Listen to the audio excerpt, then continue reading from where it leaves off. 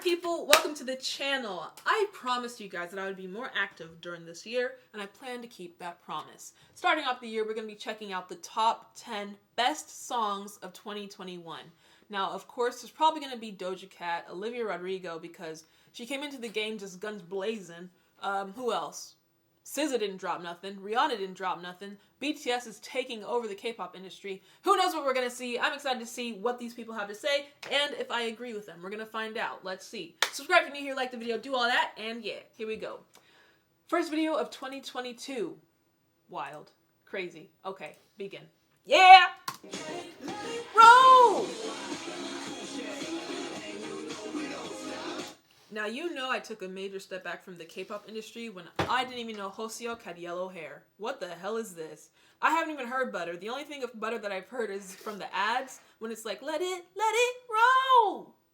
And I already have PTSD. So, let me know if y'all want to check out the entire music video. This is giving me war flashbacks to Tik Tok Blueberry Favour by Lil Mosi, where it's like you keep hearing this song over and over and over again, and it's just too much. Welcome to Watch Mojo, and today we're counting down our picks for the top 10 best songs of 2021. Yeah!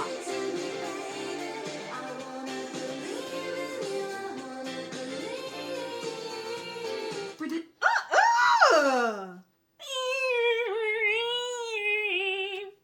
Never even heard that song, but it's on the top list. Am I just late? Let me know if you know that song and that artist. Let me know. Japanese Thunder or something like that. This list, we'll be looking at the greatest and Billy! most successful songs to have been released throughout 2021. What the hell are Which of you these talking is your about? favorite? Let us know in the comments. Come on. Number 10, Take My Breath. I don't think I've ever brought this to the channel, but you guys should probably know. I have a never-ending beef with The Weeknd. I can't stand him. His music from like 2014, 15, 16, I love. But anything new, this new pop era of the... I didn't even fix the camera. This new pop era of The Weeknd, I'm not on board with. I can't stand it. So, yeah, I'm not a fan of The Weeknd. Never even heard the song, never planned to. Ugh. The Weeknd. Turns out, magic happens when you mix The Weeknd with hit machine Max Martin. Oh, his voice is so good though. But I hate this like pop sound. I miss his like depressed R&B music. I left my girl back home. That is when he was at his peak. Tell me you love me. I don't know what the fuck this disco music is he's doing. His voice is so good though. Has been foregoing R&B as of late, focusing instead on synth pop and disco. And I hate it. These production styles. That's the perfect explanation. He's let go of his what made him famous, his R&B sound, and is now focusing on this synth pop or whatever she called it. I hate it. Let me know if you feel the same way, but I hate this new version of The Weeknd. Take My Breath is no different, borrowing elements from Michael Jackson and the Bee Gees to produce an astounding record that is both nostalgic and new. Take my breath. See, in theory, it works, but again, I know The Weeknd for his R&B sound, so that's what I want from him, not this bippity-boppity-boop stuff. This 80s pop at its most infectious and fun, complete with beautiful falsetto vocals and a catchy chorus. The Weeknd What's going on in the video, though? Many great tunes, but this recent After Hours era might be his best and most creative yet.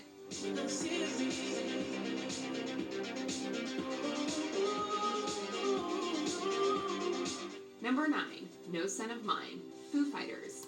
The Foo Fighters, when I think of Foo Fighters, I think of the Chainsmokers. When I think of the Chainsmokers, I think of depression. Because baby, pull me closer in the front seat of...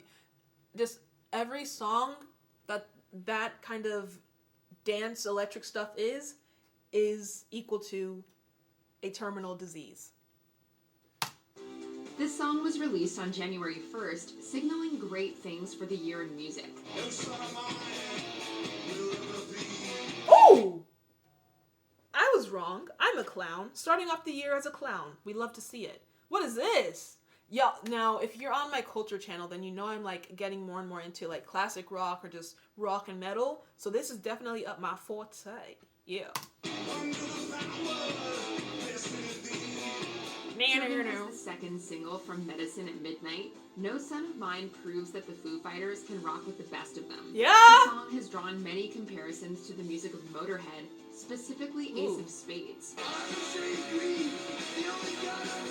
Yeah, we've got to check out the Foo Fighters. Excuse me, I thought they were just another Chainsmokers. I was completely wrong.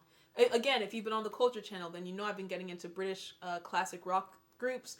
Radiohead, not Fleetwood Mac, but Pink Floyd, The Beatles, Queen, Oasis, The Who, just to name a couple. We're getting into rock over there, so if you're into that, go subscribe to That American Girl, the Culture Channel.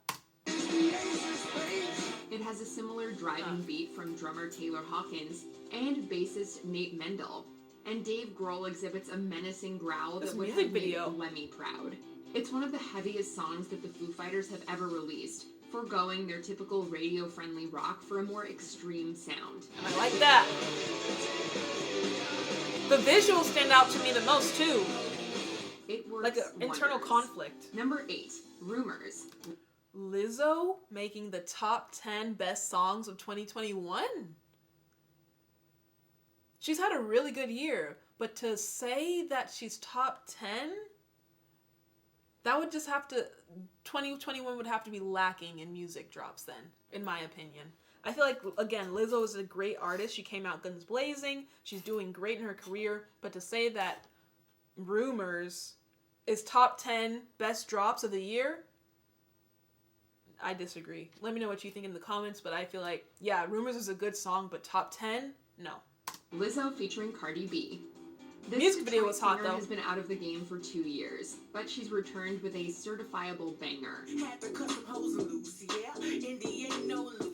Like, I'm sorry, you've got the entire Montero album by Lil Nas X, Doja Cat with her multiple bops, Billie Eilish, Drake even came back, Kanye West came back, Olivia Rodrigo emerged, and you're giving a top 10 spot to Rumors?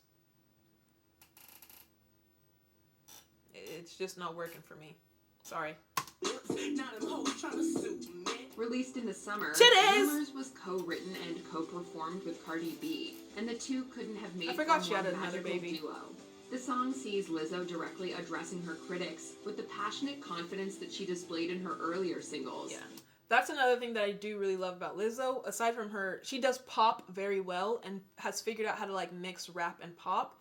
I feel like that's something Doja still is struggling at, because yeah, do you consider Doja Cat a pop artist or a rapper? I feel like she is just like, she's not either and she's not both, which is a weird issue we could get into. But Lizzo, I feel like, has definitely solidified as a pop artist and also a rapper. Like, she's joined the two. And on top of that, she gives representation to the bigger girls, different colored girls, a whole versatility in her music video. We love to see it. And the chorus proves rousing with a catchy hook and some fun horn blasts.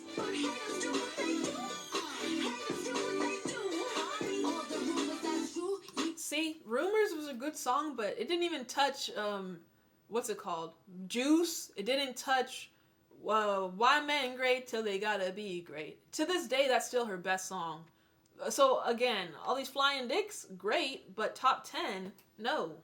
Yeah,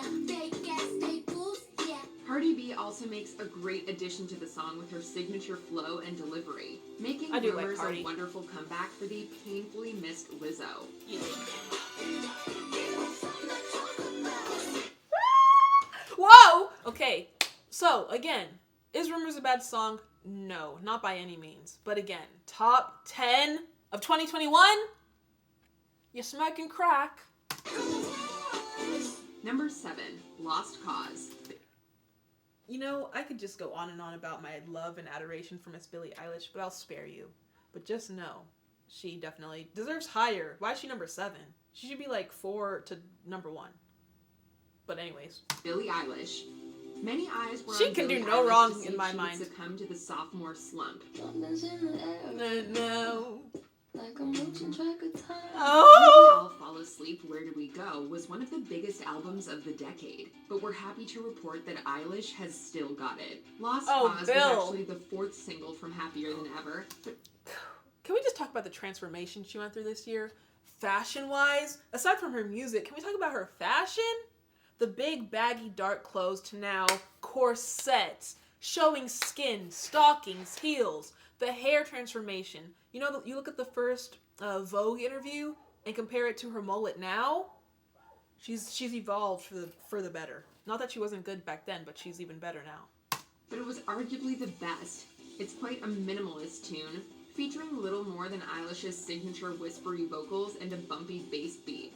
But minimalist does not mean a bad thing. Minimalist, it's good to be minimal sometimes. That means you can do it and not need too much to still do it, if that makes sense. Nothing but a lost cause.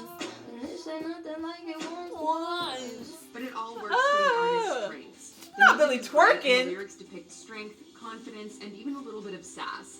Eilish is quickly proving herself one of the most notable artists of her generation. She doesn't wear much color. I've noticed that.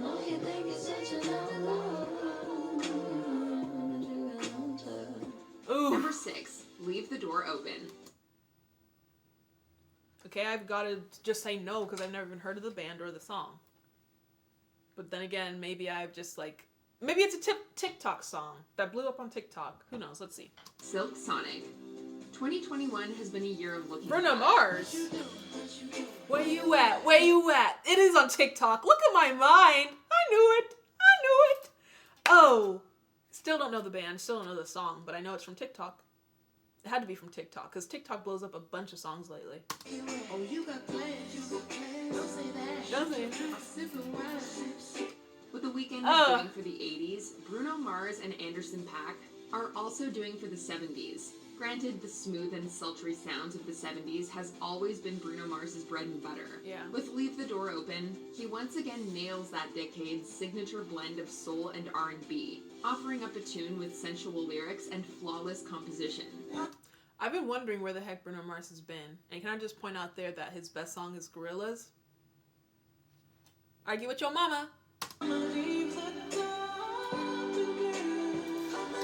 The Bruno Mars is who The Weeknd wants to be.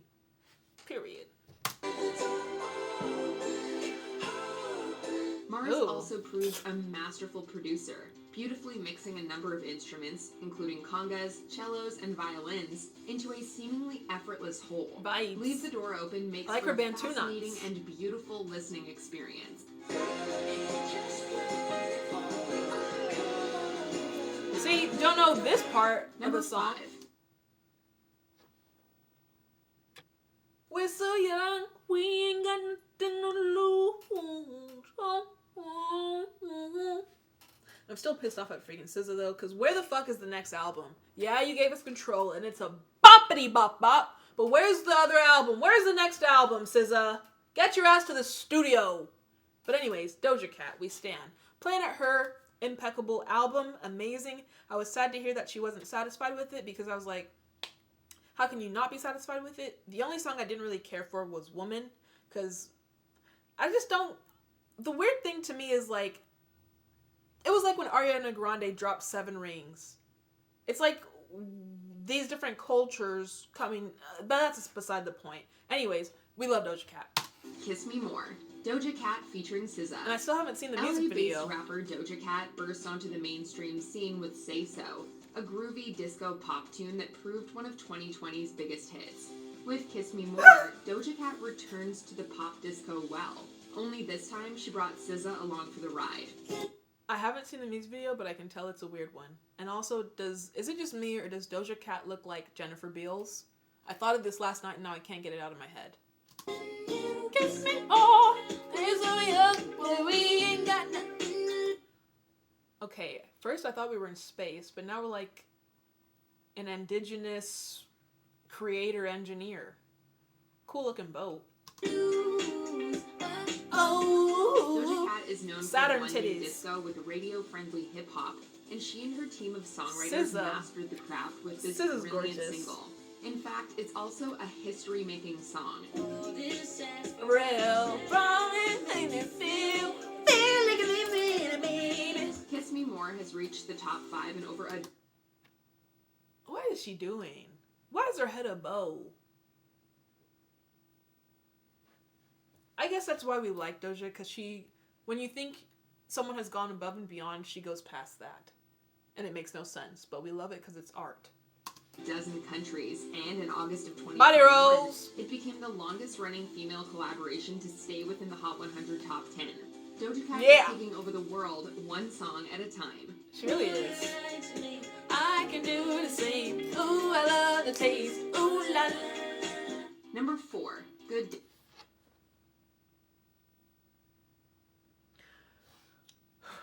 Now, when it first came out, I really enjoyed Good Days. Again, it's ranked number 4 of best songs of 2020. Wow, that's crazy to me.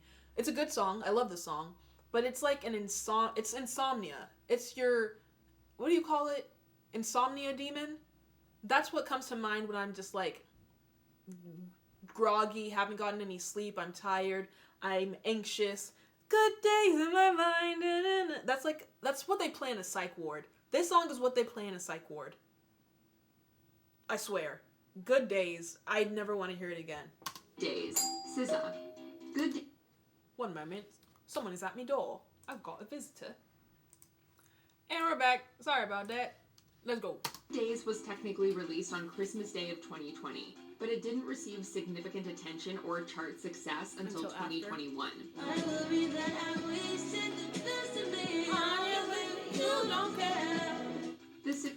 She could be a stripper.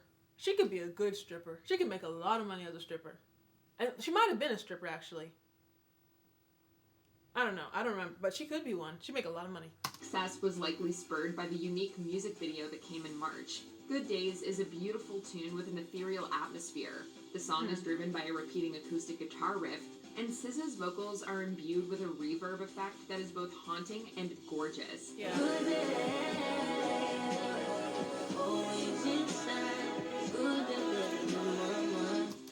I know she does yoga. Have you seen the state of her body? If I be, I wear a jolly. Ew, cringe. The lyrics are also forward-thinking and optimistic, depicting a speaker who's shedding the past Ballerina. and a more hopeful future. It's a beautiful marriage of lyrics and music, and it proves to be a transcendent experience. I don't miss no ex, I don't miss no text. I choose not to respond. Number 3, Easy on Me. This song just came out. If that's the case, where's Taylor Swift on the list? Easy on Me. Are they just doing this title by charts or what? Because this song just came out and I would not deem it the best song of the entire year. Like, what? Let me know how you feel, though. Adele. To say that the hype was high for Easy on Me would be an understatement. It's a good song, though. I can't lie. Adele has proven herself one of the most gifted artists of the 2010s, and this single would be her first in nearly 5 years. It's also safe to say that Easy on Me exceeded everyone's expectations. The song contains everything that made Adele such a global superstar in the first place, complete with somber lyrics about a tragic past, a minimalist piano beat, and of course, the singer's stunning vocals. But again, it's Adele being Adele, so... Best song of the freaking year? Top 3? Maybe it's just different music tastes. Again, let me know what you think. But Easy on Me, top 3 for best song of the year. Don't go easy on me. In short, it's another stirring Adele ballad. It was also an enormous commercial success, breaking Spotify streaming records and reaching number 1 in 25 countries. It's clear that the world cannot get enough. When I say it's Adele doing Adele, it's because she's always doing greatness. So I'm like, I expect it in a way. I think she did exceed herself with this song, or at least she measured up to where she already has been. Rolling in the Deep, all her other bangers, this was just as good. So it's like, of course, it's Adele. What do you expect? But again, top 3, I don't know.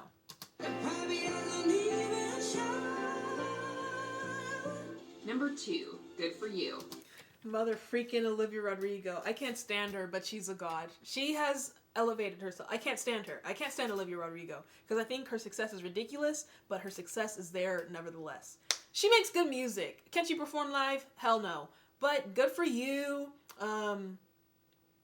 Driver's License, Deja Vu, all her other rock stuff. God, it's brutal out here. Brutal. She's the new age Avril Lavigne. Olivia Rodrigo. At this point, Olivia Rodrigo could cough into a microphone and it would probably become a huge hit. But that's the thing. That's why I say, like, can't stand her. Because she doesn't have to do anything to be successful at this point. That's where... It's like... Who's another artist who has had that breakthrough where it's like they can do anything? They could fart on the mic and we would stand. That's where Olivia Rodrigo is at. People sold out her concert and now are selling the tickets for thousands of dollars. Ugh. Rodrigo dominated the charts throughout 2021, coming in with the flurry of driver's license and continuing to reign supreme throughout much with of Sour? the year. Good For You is arguably her best single, harkening back to Paramore-esque alt-rock of the early 2000s. The song is wonderfully aggressive, complete with a stellar hook and some vicious lyrics meant to depict the speaker's heartache and bitter jealousy. But you've got to, like... It's so weird, because she came in with Driver's License, which is this sad-ass, adultery, woe is me song. But then you got this, where it's like, I'm heartbroken, but now it's the other side of the coin. It's F you, Good For You, brutal, energy, rock. So it's like, she can do 1,000 different genres. I think the only thing we haven't heard from her yet is pop music, which we're going to leave that to Sabrina Woodlayer. I'm not going to say her name because drama. But you know what I'm trying to say. Olivia Rodrigo can do all of it.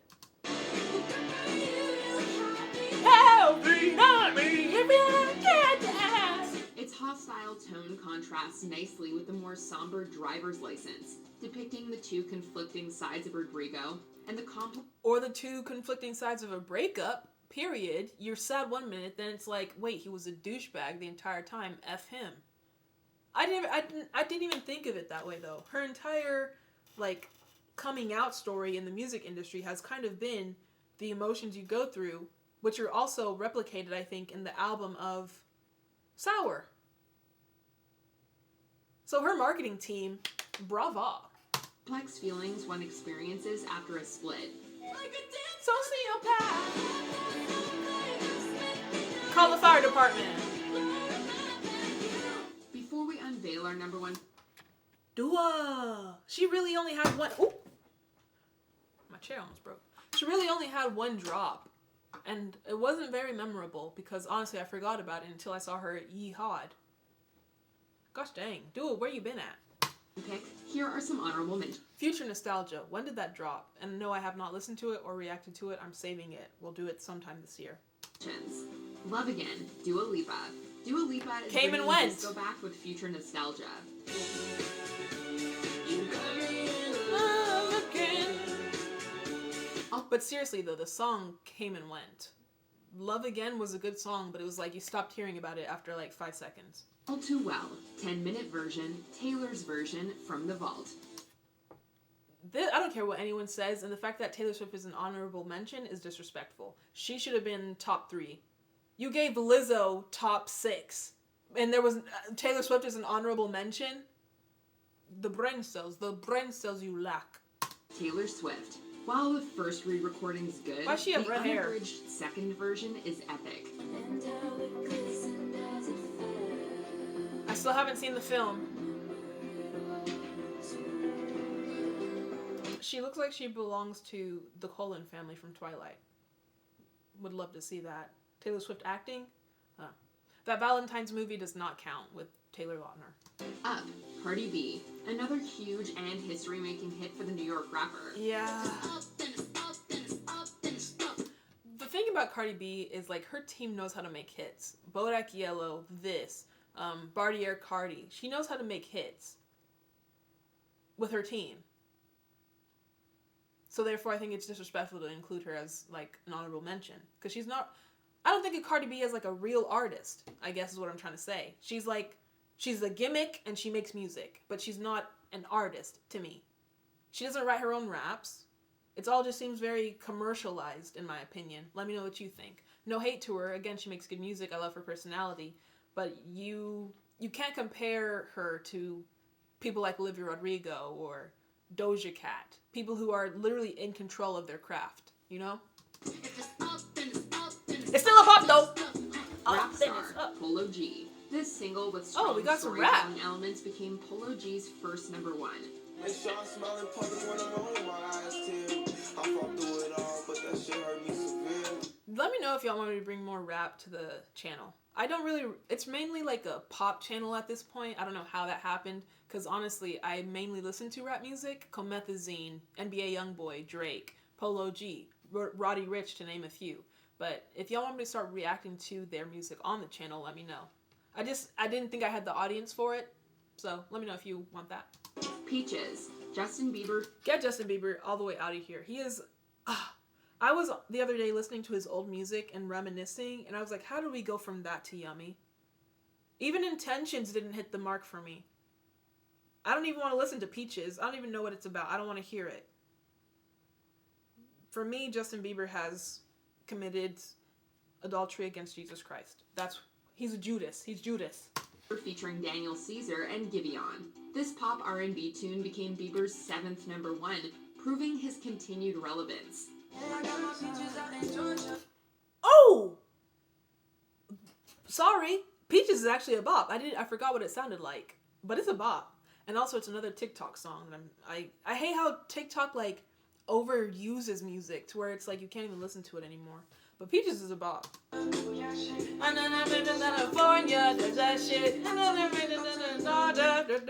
more music content? Alright, I guess that's the end of that. Anyways, y'all let me know if you agree with my opinions. Do you agree with the list? These honorable mentions were a bit of a stretch, but yeah. Bye!